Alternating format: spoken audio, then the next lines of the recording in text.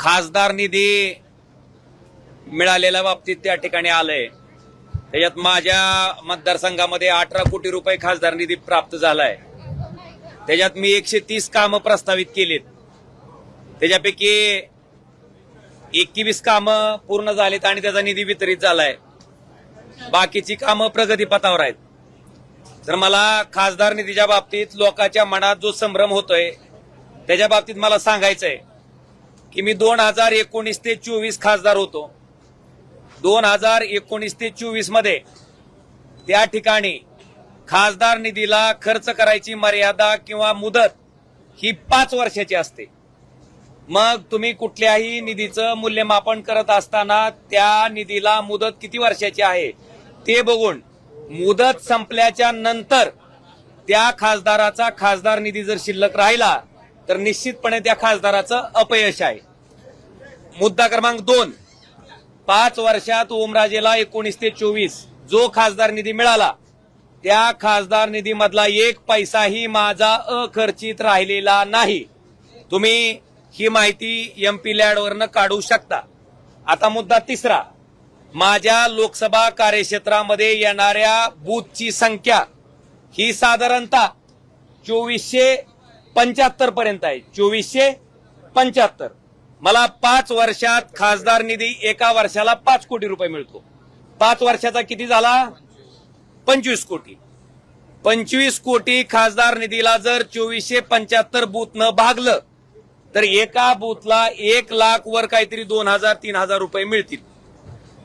1 लाख रुपयात काम होणार सांगा मला, तुम्ही समजून सांगा की 1 लाख रुपयात अमुक अमुक काम होतंय कुठल्याही गावात, तेही 5 वर्षातलं बरं का, हा निधी मी मिळणारा 5 वर्षातला सांगतोय। कुठल्याही गावात 1 लाख रुपयात एका बूथवर काम होऊ शकत नाही, वस्तुस्थिती आहे। किमान 7 लाख रुपये ते 10 लाख रुपये, मग सभा मंडपाचं काम असेल, गावातलं सार्वजनिक सभागृह असेल, गावातल्या एखाद्या शाळेचं काम असेल, शाळेच्या कंपाऊंड वॉलचं काम असेल, त्याचबरोबर रस्त्याचं काम असेल, या कुठल्याही कामाला कमीत कमी 7 लाख आणि जास्तीत जास्त 10 लाख रुपये निधी देणं क्रमप्राप्त आहे, तरच ते काम पूर्ण होतंय। जर एका गावात 7 लाख ते 10 लाख रुपये खासदार निधी गेला तर साधारणतः जवळपास 5 ते 6 बूथ, कारण 7 बूथचे पैसे एका बूथला जाणार आहेत, म्हणजे 5 ते 6 बूथ काय होणार आहेत? निधीचे राहणार आहेत। आता जी बूथ राहिलेत त्या बूथला काय वाटणार की बाबा आम्ही तर सगळ्यांनीच तुम्हाला मतदान केलं होतं, पण तुम्ही निधी देताना किती बूथला दिलं? एका बूथ। तर हा जो निधी आहे तो 5 वर्षातला आहे आणि मूल्यमापन तुम्ही माझं 24 ते 29च्या टर्मचं करत असताना 2029 मार्च संपल्याच्या नंतर तुम्ही ह्याचं मूल्यमापन करावं। जर माझा खासदार निधी शिल्लक राहिला तर तुम्ही त्याच्या बाबतीत बोलावं, पण 6 ते 7 बूथ शिल्लक राहिल्याच्या नंतर त्या बूथच्या त्या गावात राहणाऱ्या लोकांना खासदारानं काय उत्तर द्यायचं, हा माझा प्रश्न आहे।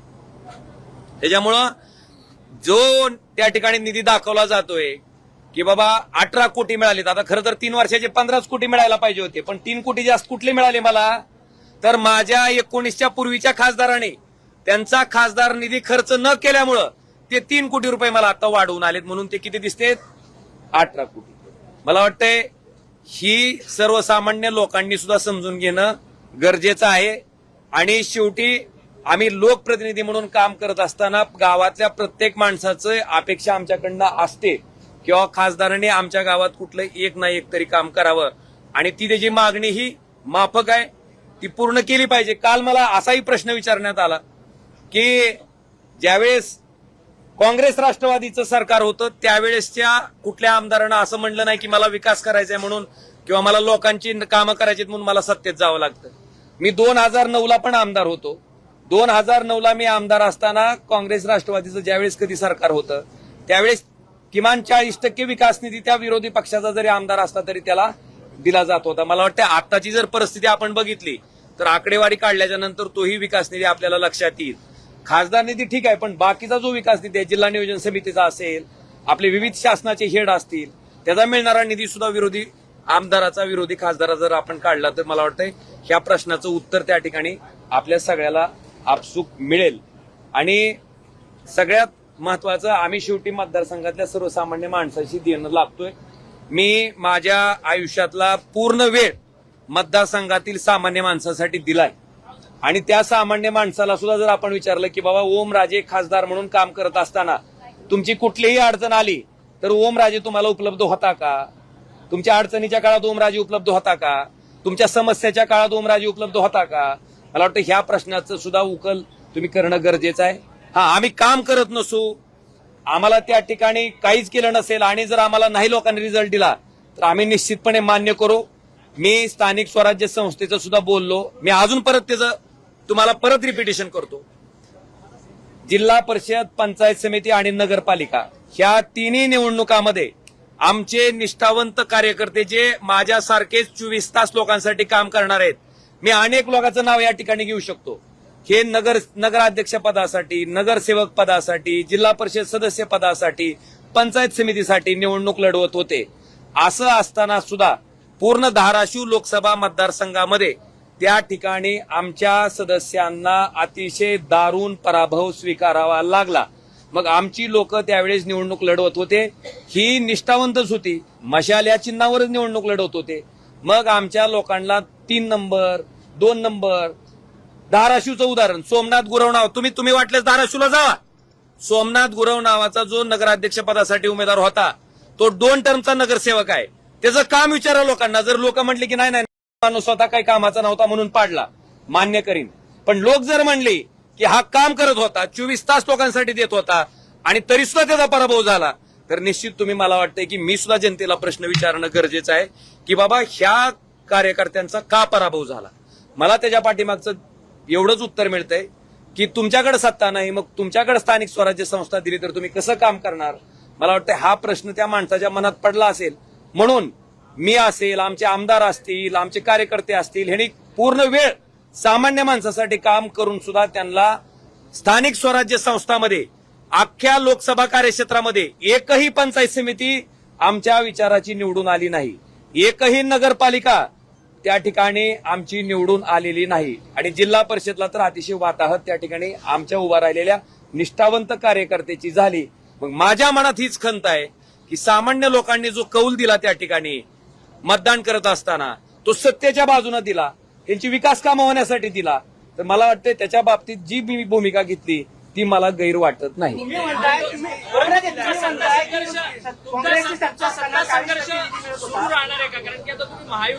माझा आयुष्यातलं राजकारणात येण्याचं कारण मी कधीही लपवून ठेवलेलं नाही, मी कधीही झाकून ठेवलेलं नाही आणि माझ्या मतदारसंघामध्ये जे मी बोललोय त्या मुद्द्यावर मी ठाम आहे की माणूस कुठल्या का पार्टीनं असना, पण ज्याचा विचार आहे, ज्यानं कृत्य केलंय, अशा माणसाला माझा कायम विरोध असणार आहे आणि तो विरोध तुम्हाला इथून पुढच्या कालखंडामध्ये सुद्धा कायमस्वरूपी दिसत राहील. मी शपथ घेऊनच उतरलो होतो की अशा लोकांचं राजकारण संपवल्याशिवाय मी शांत बसणार नाही. त्या शक्तीशी मी प्रामाणिक आहे. आपल्या माहितीसाठी ती जेव्हा भारतीय जनता पार्टीत आलं त्यावेळेस सुद्धा ओमराजे शिवसेनेत होता, पण ओमराजेनं त्याला विरोध केलाय, हे रेकॉर्डवर आहे. आणि इथून पुढच्या कालखंडामध्ये सुद्धा अशा वृत्तीच्या लोकांना विरोधच राहणार. निधीचं कारण तुम्ही सांगताय, कारणामध्ये जर एमपी लॅडचा तुम्ही उल्लेख केला, सत्ताधारी आणि विरोधक या जर निधीची तुलना केली तर साधारणपणे 13 कोटी ते 18 कोटीचा निधी आहे. तुम्ही जे कारण सांगितले की निधीच मिळत नव्हता, तर एमपी लॅडमध्ये तसं दिसत नाहीये. 6 खासदारांचा निधी साधारणपणे 13 कोटी ते 19 कोटीच्या दरम्यान आहे. त्याबद्दल तुम्ही काय सांगता? भाऊसाहेब, तुम्ही कुठल्या निधीचं आकलन करताय, काय प्रश्न विचारताय मला? अरे थांबा जरा, एमपी लॅडच आहे का? जिल्हा नियोजन समितीचा निधी आहे, शासनाचे एवढे मोठे हेड आहेत त्याचा निधी आहे. फक्त एमपी लॅडच्या निधीवर काय काम होतंय तुम्हाला आताच सांगितलं ना मी. एक वॉर्डात 1 लाख रुपये मिळते, एका प्रभागात, एका वॉर्डात 1 लाख रुपयात कुठलं काम होतं सांगा ना.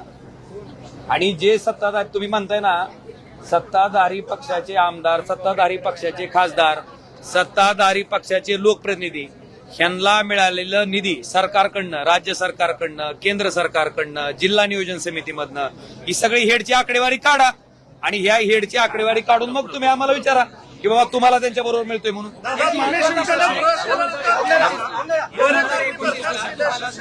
मला वाटतंय मी फक्त तुम्हाला निधीची आकडेवारी सांगण्यासाठी इथं येणार होतो. पण तुम्ही ऐका, मी सगळ्या गोष्टीबद्दल बोलण्यापेक्षा माझा विश्वास कामावर आहे. मी कामातनं ह्याचं उत्तर तुम्हाला येणाऱ्या भविष्यकाळात देईन 2029 आणि सुटली आणि तुमचे प्रश्न बी संपणार नाहीत. राणा पाटील म्हणतात, तुम्ही आमचा मित्र आहे, तुम्ही तुम्ही कसं असतं, जी वृत्ती घाण असती, ज्याचं कार्य अशा माणसाची मैत्री होऊ शकत नाही. 29 ला असे तुम्ही विरोधात राहणार. अरे दार नाही 2019 काढ ना. 19 मीच तुम्हाला विचारतो, 19ला मी काय केलं होतं? 19 ला तुम्ही विरोधात 29 अरे बाबा, मीच विचारतोय की 2019ला भारतीय जनता पार्टी आणि शिवसेना एकत्र होते, तरी ओमराजेनं काय केलं होतं? काय केलं होतं ना? तुम्ही सांगा मला. अपक्ष राहणार. विरोध ओमराजेनं विरोधच केला होता आणि ओमराजे ह्या वृत्तीला, ह्या प्रवृत्तीला विरोधच करत राहणार. अपक्ष राहणार. महाराष्ट्रातील ताज्या बातम्यांसाठी बघत रहा टाइम्स टुडे टीव्ही. सोबतच शेअर करा, सबस्क्राईब करा आणि बेल आयकॉन प्रेस